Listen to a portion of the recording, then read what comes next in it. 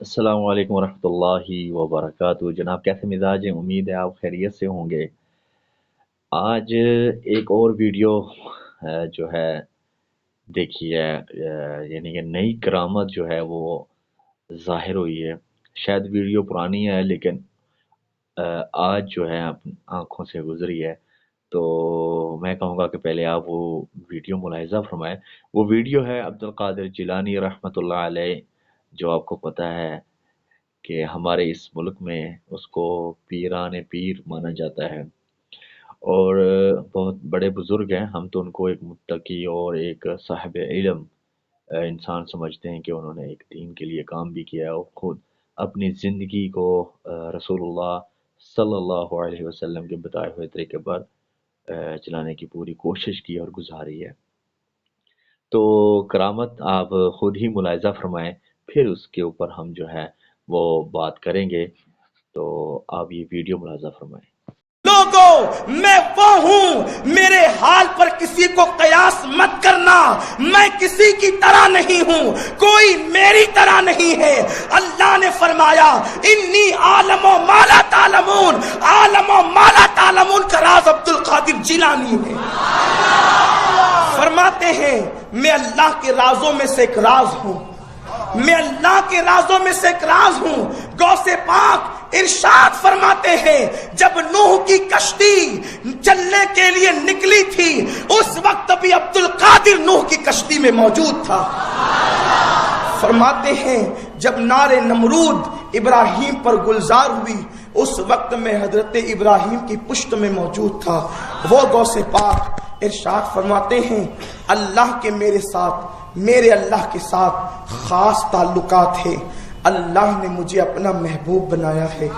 गौसे पाक फरमाते हैं, मेरे अल्लाह ने मुझसे 70 मरतबा वादा किया है, अब्दुल कादिर जो तुझसे मोहब्बत करेगा उसको उस वक्त तक मौत नहीं दूंगा जब तक कि उसको तौबा की तौफीक न देगा। तेरे मानने वाले को पहले तौबा की तौफीक दूंगा और उसके बाद फिर उसको मौत अता करूंगा। ये सरकार गौसे पाक हैं, सिर्फ हम नहीं, आप नहीं, बड़े बड़े औलिया उनकी बारगाह में खिराज पेश करते हैं। आइए उनकी बारगाह में खिराज जब गरीब नवाज पेश करते हैं तो इस तरह पेश करते हैं। गरीब नवाज जिसकी मनकबत लिखे वो शान गौसे आजम की शान। गरीब नवाज लिखते हैं, या गौसे मुअज्जम नूर हुदा, मुख्तार नबी मुख्तार खुदा। सरकार गौसे पाक को सिर्फ गौस हम ही नहीं मानते, हिंदुस्तान का सुल्तान जिसने 90 लाख को कलमा पढ़ाया है वो भी उन्हें गौस कह करके पुकार रहे हैं। कहते हैं, या गौस मुअज्जम नूर हुदा, मुख्तार नबी मुख्तार खुदा, सुल्तान तो आलम कुतबे उला, हैरात जलालत अर्द समा। जी जनाब, तो आपने वीडियो मुलाहिज़ा फरमा लिया है। आपने देखा है कि कैसे ये अमीनुल्लाह कादरी साहब जो एक आलिम है अहले सुन्नत के, तो बात इस बात पर भी हमें ताज्जुब होता है कि बहुत सारे अहले सुन्नत के उलमा इस बात पर ख़ामोश हैं और मानते भी हैं कि ये बातें गलत हैं, लेकिन फिर भी इसका रद्द करते हुए सामने नहीं आते। देखिए कैसे उन्होंने फरमाया कि अब्दुल कादिर जिलानी रहमतुल्लाह अलैह जो हैं अल्लाह ताला से बातें करते हैं और तुमको कोई नहीं पता कि क्या राज की बातें हैं कि जो अब्दुल कादिर जिलानी को अल्लाह ताला ने बताई हुई हैं। और दूसरी बात जो उन्होंने इस वीडियो में फरमाई है वो ये है कि जी अब्दुल कादिर जिलानी रहमतुल्लाह अलैह हज़रत नूह अलैहिस्सलाम की कश्ती में भी मौजूद थे और हज़रत इब्राहीम और नमरूद का जो आपस में मुकालमा हुआ उस वक़्त भी वो वहाँ मौजूद थे या उनकी पीठ में थे।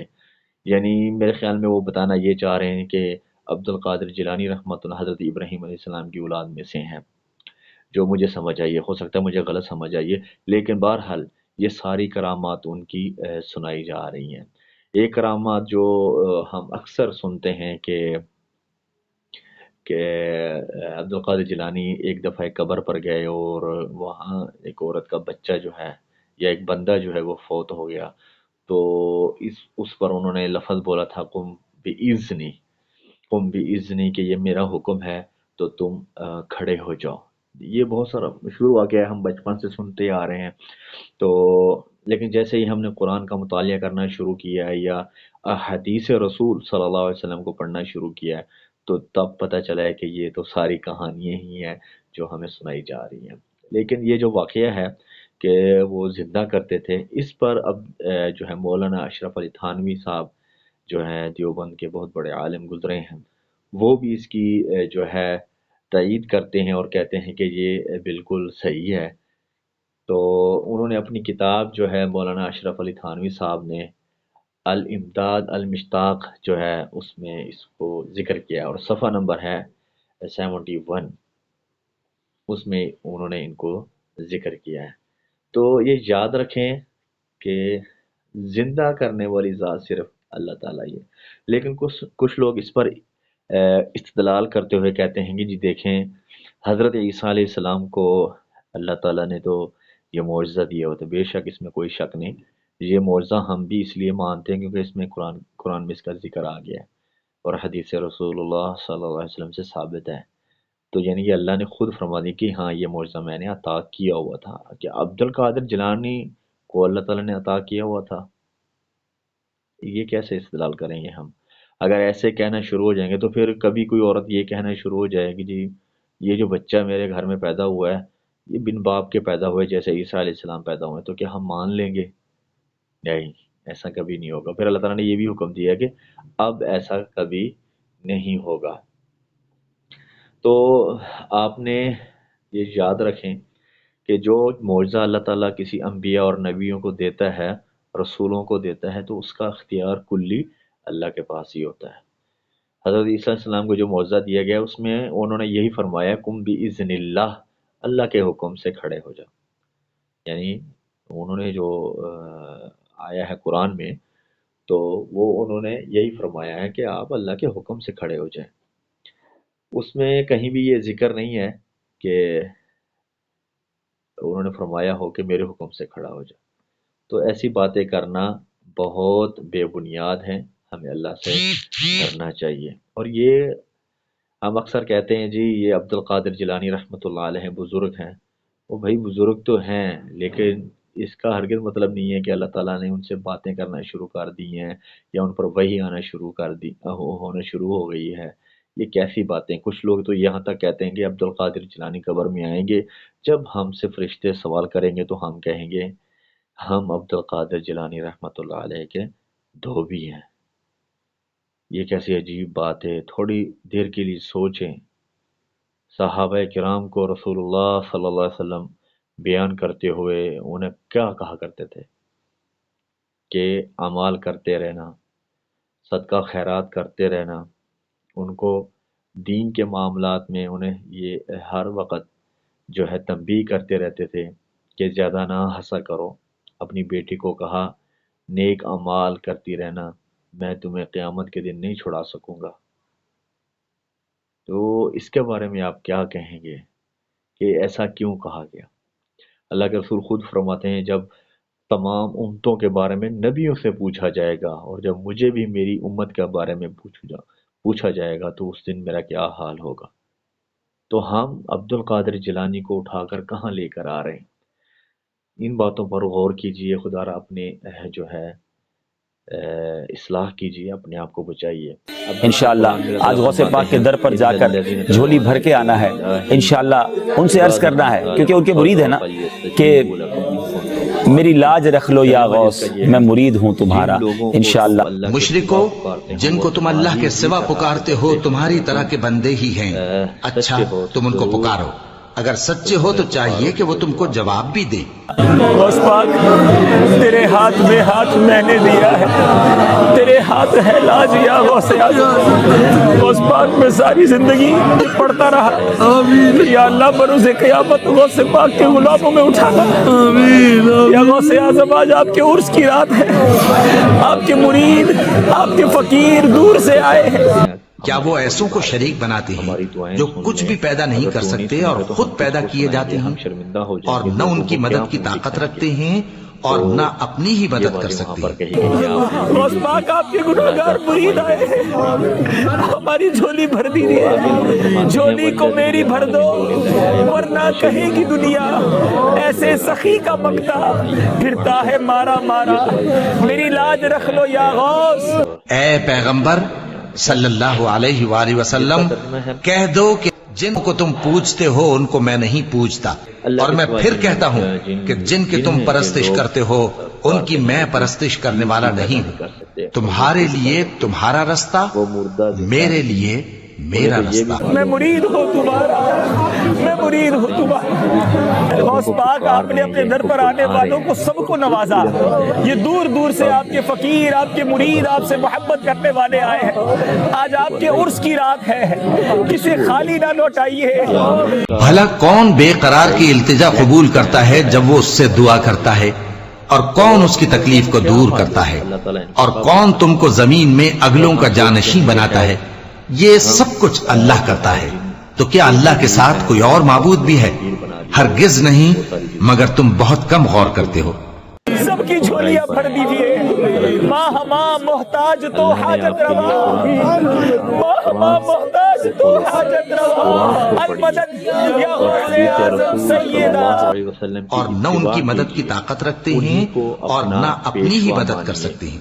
مشکلات بے عدد دارے ماں، المدد یا غوث اعظم پیر ماں، امداد کن از بند غم آزاد کن، در دین و دنیا شاد کن یا غوث اعظم دستگی۔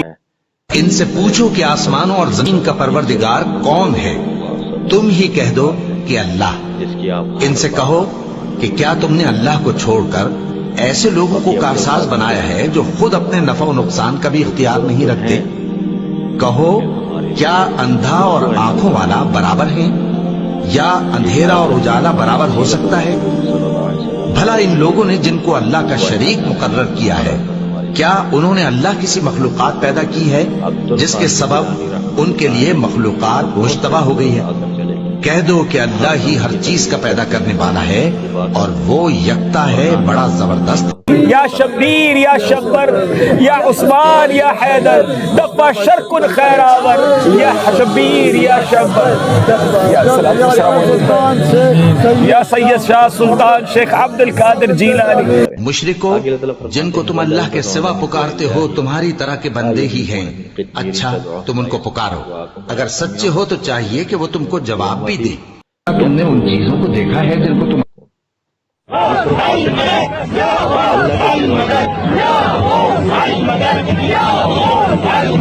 کہو کہ بھلا تم نے ان چیزوں کو دیکھا ہے جن کو تم اللہ کے سوا پکارتے ہو؟ ذرا مجھے بھی تو دکھاؤ کہ انہوں نے زمین میں سے کون سی چیز پیدا کی ہے، یا آسمانوں میں ان کی کوئی شرکت ہے۔ اگر سچے ہو تو اس سے پہلے کی کوئی کتاب میرے پاس لاؤ، یا تمہارے پاس علم انبیاء میں سے کچھ ہو تو اسے پیش کرو۔ اور اس شخص سے بڑھ کر کون گمراہ ہو سکتا ہے جو ایسے کو پکارے جو قیامت تک اسے جواب نہ دے سکے، اور ان کو ان کے پکارنے ہی کی خبر نہ ہو۔ اور جب لوگ جمع کیے جائیں گے تو وہ ان کے دشمن ہو جائیں گے اور ان کی پرستش سے انکار کر دیں گے۔ لوگوں، ایک مثال بیان کی جاتی ہے، اسے غور سے سنو کہ جن لوگوں کو تم اللہ کے سوا پکارتے ہو وہ ایک مکھی بھی نہیں بنا سکتے، اگرچہ اس کے لیے سب اکٹھے ہو جائیں، اور اگر مکھی ان سے کوئی چیز چھین لے جائے تو اسے اس سے چھڑا نہیں سکتے۔ طالب اور مطلوب یعنی عابد اور معبود دونوں گئے گزرے ہیں۔ ان لوگوں نے اللہ کی قدر جیسی کرنی چاہیے تھی نہیں کی، اور اگر تم ان کو سیدھے رستے کی طرف بلاؤ تو تمہارا کہا نہ مانے۔ تمہارے لیے برابر ہے کہ تم ان کو بلاؤ یا چپ کے ہو۔ جسے انسان سمجھ نہیں سکتا، تو پھر ہم کیا ہوں گے؟ اللہ سے کہیں گے اللہ آپ نے ایسی کتاب نازل فرما دی ہے جس کی ہمیں سمجھ نہیں آتی، یا ہم اس کو سمجھ ہی نہیں پائے۔ نہیں، ایسا نہیں ہے۔ اللہ تعالیٰ نے قرآن میں بار بار کہا ہے اس کو پڑھو، اور میں نے اس کو آپ کے لیے آسان فرمایا۔ کچھ چیزوں میں آپ کہہ سکتے ہیں کہ آپ کو سمجھ نہیں آ رہی، تب آپ ماہرین نے جو بھی جس معاملے میں وہ آیت اتری ہے اس سے جا کے پوچھیں گے۔ تو یہ کہیں نہیں اللہ تعالیٰ نے کہا کہ یہ قرآن مشکل ہے۔ قرآن آسان ہے، واضح ہے، واضح دلیل ہے۔ یہ صرف اس لیے بہانے ہیں کہ ہم اس کے پاس، یا وہ علماء کرام جو اس کو کاروبار بنائے پھرتے ہیں یا بزنس بنائے پھرتے ہیں، وہ آپ کو ہاتھ نہیں دیں گے، کیونکہ جب آپ قرآن پڑھنا شروع کریں گے تو آپ کو ساری چیزیں واضح سامنے آ جائیں گی، آپ کو پتہ چل جائے گا مشکل کشا کون ہے، حاجت روا کون ہے، آپ کو پیدا کرنے والا کون ہے، آپ کو مارنے والا کون ہے، موت کو کس نے پیدا کیا، زندگی کو کس نے پیدا کیا۔ پھر آپ کو پتہ چلے گا کائنات پوری، سورج چاند ستارے، سمندر دریا، پرند چرند کرند، یہ سب کس نے بنائے؟ اللہ تعالیٰ نے۔ اس کا خالق صرف ایک اللہ تعالیٰ ہے، اور ہم سب مخلوق ہیں اسی کی، اور ہم اس کی ہی عبادت کریں گے۔ جب آپ قرآن پڑھیں گے تو آپ کو اللہ تعالیٰ کی قدرتیں نظر آئیں گی۔ اللہ تعالیٰ قرآن میں فرماتا ہے میں نے سورج کو دیکھو کیسے بنایا ہے، چاند کو کیسے بنایا ہے، زمین کیسے سورج کے گرد گھوم رہی ہے۔ اللہ تعالیٰ فرماتے ہیں یہ آسمان کی طرف دیکھیں گے، آسمان جو ہے ان کی نظریں جو ہیں وہ تھک کر نیچے کی طرف آئیں گی۔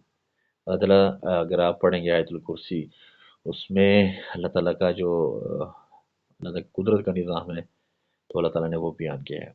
یعنی اللہ تعالیٰ فرماتے ہیں میرے سوا کوئی معبود نہیں ہے، میں سدا زندہ ہوں، اور پوری کائنات کو میں نے سنبھالے ہوئے ہے، اور جو کچھ آسمانوں میں ہے اور جو کچھ زمین میں ہے سب میرا ہے۔ اور کون ہے جو میری اجازت کے بغیر تم میں سے کوئی میرے سامنے سفارش کر سکے، سوائے اس کے جسے میں اجازت دوں، اور میں تمہارے تمام لوگوں کے اگلے پچھلے تمام حالات کو خوب جانتا ہوں۔ اور اللہ تعالیٰ فرماتے ہیں آپ میرے علم کی بات اپنے علم میں نہیں لا سکتے سوائے اس بات کے جسے میں خود چاہوں۔